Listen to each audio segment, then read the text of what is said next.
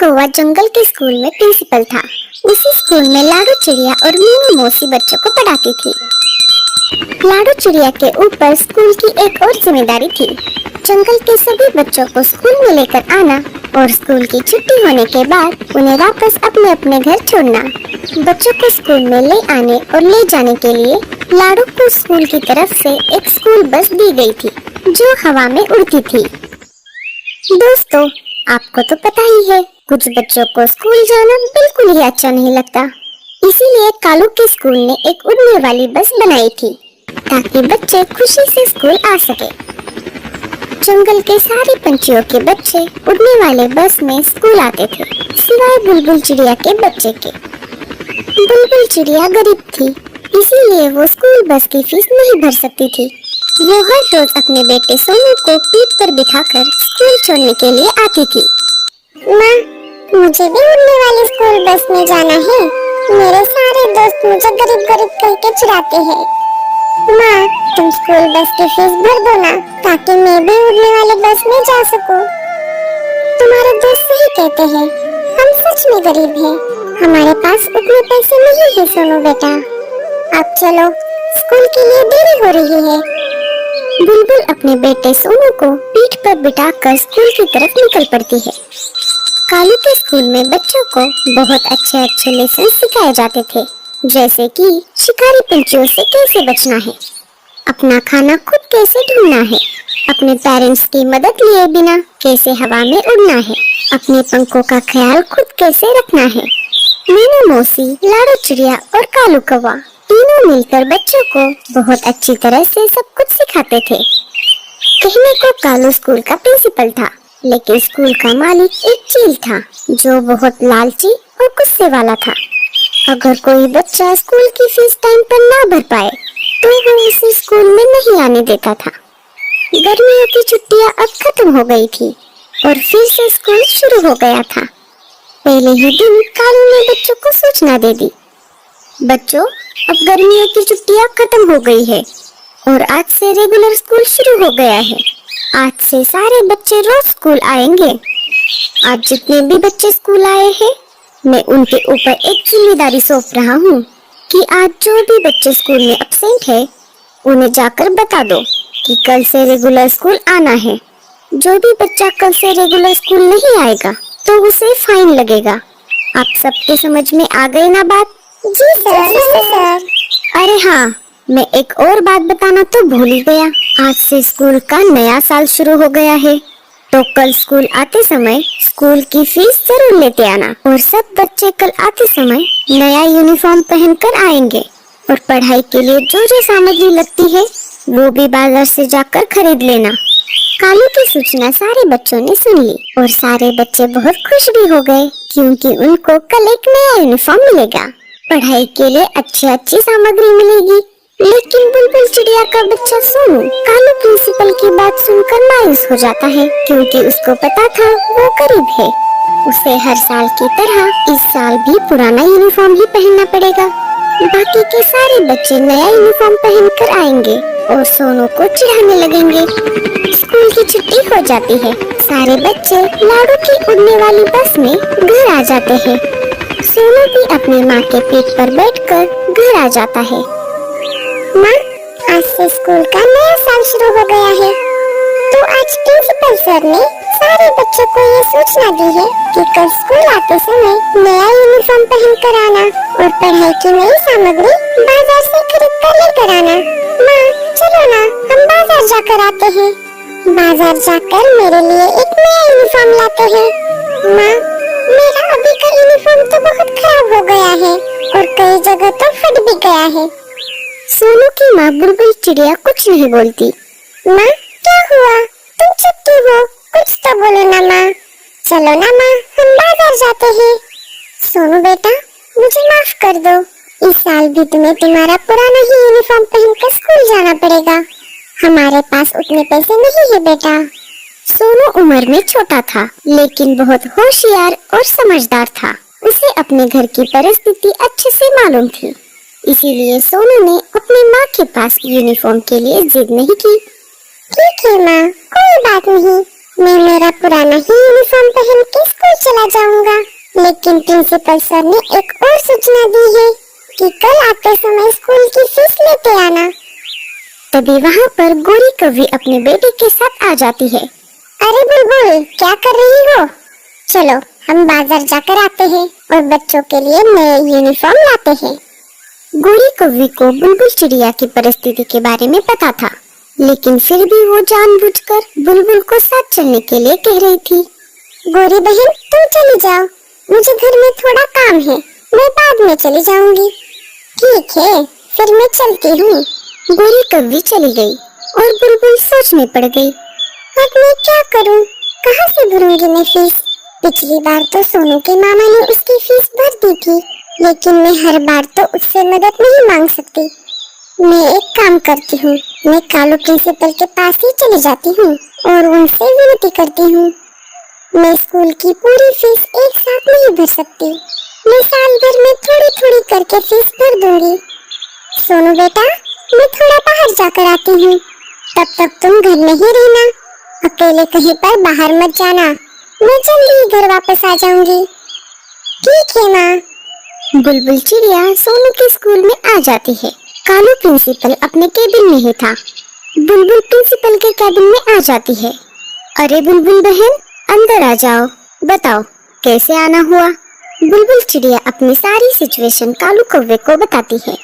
बुलबुल बहन, मैं तुम्हारी परिस्थिति के बारे में जानता हूँ। तुम्हारा बेटा सोनू स्कूल में सबसे होशियार है। तुम एक काम करो, तुम सोनू की फीस साल भर में कभी भी भर सकती हो और सोनू के नए यूनिफॉर्म का खर्चा मैं स्कूल से भर दूंगा। कालू और बुलबुल की ये सब बातें मीनू मौसी चुपके से केबिन के बाहर से सुन रही थी। आपका ये एहसान मैं जिंदगी भर नहीं भूल पाऊंगी।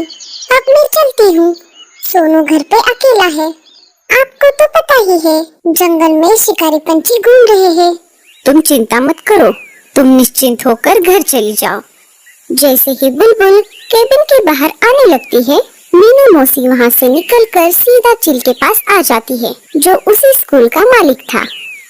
अरे मीनू मौसी, आइए, बताइए आज अचानक कैसे आना हुआ? जी सर, क्या बताऊँ आपको, स्कूल में आपकी गैर हाजिरी की वजह से आपके पीठ पीछे कालू कौवे ने स्कूल को धर्मशाला बना दिया है। मौसी, आप ये क्या बोल रही हो? सीधा सीधा बताओ, क्या चल रहा है स्कूल में? अरे सर, वो कालू कौवा आपके पीठ पीछे खुद को स्कूल का मालिक समझ रहा है। वो अपने मन मर्जी कुछ बच्चों के फीस को माफ कर रहा है और उनके यूनिफॉर्म का खर्चा स्कूल की तरफ से कर रहा है। क्या ये सब क्या चल रहा है मेरे पीठ पीछे? चलो, मैं अभी स्कूल आता हूँ तुम्हारे साथ, मैं खुद ही कालू कौवे से पूछता हूँ। हाँ हाँ चलिए, मैं क्या झूठ बोल रही हूँ, आप खुद ही चल के कालू कौवे से पूछ लेना। मीनू मौसी और चिल स्कूल में आ जाते हैं। कालू अपने केबिन में ही था। जैसे ही चिल और मीनू मौसी केबिन में आ जाते हैं, कालू चिल को देखकर उठकर खड़ा हो जाता है। अरे मालिक, आप आइए, आज अचानक से स्कूल में कैसे आना हुआ? अब क्या मेरे स्कूल में आने के लिए मुझे तेरी परमिशन लेनी पड़ेगी? ये स्कूल मेरा है और मैं इस स्कूल का मालिक हूँ। मैं जब चाहूँ यहाँ पर आ सकता हूँ, मेरी मर्जी। अरे मालिक, आप तो बेवजह ही गुस्सा हो रहे हो। मैं तो ऐसे ही पूछ रहा था। सुना है तुम मेरे पीठ पीछे अपनी मर्जी से ही स्कूल चला रहे हो। आप कहना क्या चाहते हो मालिक? मैं कुछ समझा नहीं। तुम्हें क्या लगता है मैं स्कूल में नहीं रहता हूँ तो मेरे गैर हाजिरी में तुम खुद को स्कूल का मालिक समझ रहे हो? मुझे घर बैठे बैठे हर रोज सारी खबर मिलती रहती है कि स्कूल में क्या चल रहा है। अरे मालिक, आप ऐसा क्यों कह रहे हो? मैंने ऐसा क्या किया? मेरे कान पर एक खबर आई है, तुम बच्चों के स्कूल की फीस माफ कर रहे हो और उनके यूनिफॉर्म का खर्चा स्कूल के फंड से लगा रहे हो। मालिक, आपको कुछ गलतफहमी हो गई है। एक बार के लिए चिल को कालू की बात सच लगने लगी, लेकिन मीनू मौसी ने तो ठान लिया था कि कालू कौवे को उस कुर्सी से हटाना है और खुद प्रिंसिपल बनकर उस कुर्सी पर बैठना है। इसीलिए कालू की बात को बीच में ही रोकते हुए मीनू मौसी बोलने लगी। अरे अरे, कितना झूठ बोलोगे? बुलबुल के सामने तो तुम कुछ और ही बोल रहे थे और मालिक खुद यहाँ पर आए हैं, तो तुम अपनी बातों को पलट रहे हो। मालिक, अबे साफ साफ झूठ बोल रहा है। मैंने खुद अपने कानों से सब कुछ सुना है और आंखों से देखा भी है। कालू ने हाल ही में स्कूल ज्वाइन किया था और अपने समझदारी की वजह से चील ने उसे प्रिंसिपल बनाया था। लेकिन मीनू मौसी जब से जंगल में स्कूल बनाया गया था तब से स्कूल से जुड़ी हुई थी। कालू की सारी बातें सच होते हुए भी चील ने मीनू मौसी के झूठी बातों को सच मान लिया और कालू कौवे को स्कूल से निकाल दिया। चील ने मीनू मौसी को स्कूल का नया प्रिंसिपल बना दिया। मीनू मौसी खुशी से पागल हो रही थी, लेकिन उसकी खुशी ज्यादा देर तक नहीं रहने वाली थी। वो कहते हैं ना दोस्तों, ऊपर वाले की लाठी जब चलती है तो उसकी आवाज नहीं होती। मीनू मौसी को उसके किए की सजा मिलने वाली थी। चील ने कालू कौवे को तो स्कूल से निकाल दिया, लेकिन उसने साथ ही साथ बुलबुल के बेटे सोनू को भी स्कूल में आने के लिए मना कर दिया। दोस्तों, आप सबको तो पता ही है, हर साल जब स्कूल शुरू होता है साथ ही साथ बरसात का मौसम भी शुरू हो जाता है। प्रिंसिपल होने के नाते मीनू मौसी पर स्कूल का बहुत वर्कलोड था। स्कूल की छुट्टी होने के बाद भी मीनू मौसी को स्कूल में ही रुकना पड़ता। जंगल में अभी 2 दिन से जोरदार बारिश शुरू थी, इसी वजह से स्कूल को छुट्टी दी गई थी। लेकिन मीनू मौसी को बारिश में भी स्कूल में आकर काम करना पड़ता था। स्कूल पहाड़ी इलाकों में था, इसीलिए जब भी बारिश आती तब सारा पानी स्कूल के मैदान में ही जमा हो जाता। लेकिन इस साल बारिश कुछ ज्यादा ही थी। ऐसे ही एक दिन मीनू मौसी देर समय तक स्कूल में काम कर रही थी और बाहर जोरदार बारिश शुरू थी। बारिश इतनी ज्यादा तेज थी कि सारा पानी मैदान में जमा होने लगा। धीरे धीरे जमा होते होते पानी क्लासरूम में घुसने लगा। मीनू मौसी को पता ही नहीं चला कि पानी कब स्कूल में फैल गया। अचानक से एक लकड़ी का टुकड़ा आया और मीनू मौसी के प्रिंसिपल केबिन के दरवाजे पर जाकर अटक गया। मीनू मौसी जोर जोर से चिल्लाने लगी, अरे कोई मुझे बचाओ, मैं डूब रही हूँ। गोरी कौवे अपने बच्चे के साथ घर की तरफ लौट रही थी। तभी मीनू मौसी ने उसको आवाज लगाई। गोरी कौवी मीनू मौसी को स्कूल के बाहर से देख रही थी। अरे देख क्या रही हो, मुझे बचाओ। हाँ हाँ, बड़ी आई मदद मांगने वाली। मैं क्या खुद इस पानी में डूब जाऊँ? मेरे क्या बाल बच्चे नहीं है? हटो, मैं तो चली अपने अपने घर। ऐसा कहकर गोरी अपने बच्चे के साथ चली जाती है। तेज बारिश में स्कूल के बाहर से बुलबुल चिड़िया अपने बेटे सोनू के साथ अनाज लेकर घर की तरफ लौट रही थी। सोनू ने मीनू मौसी की आवाज सुनी। अरे माँ, लगता है कोई मुसीबत में फंस गया है। चलो हमें जाकर देखना पड़ेगा। जैसे ही दोनों आवाज की तरफ चले गए, उन्होंने देखा कि मीनू मौसी केबिन में फंस गई है।